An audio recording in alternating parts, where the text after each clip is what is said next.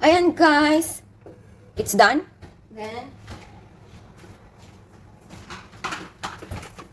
ilalagay ko na sa fridge guys. Tapos, I'll check it tonight. Yeah, i-overnight marinate ko siya.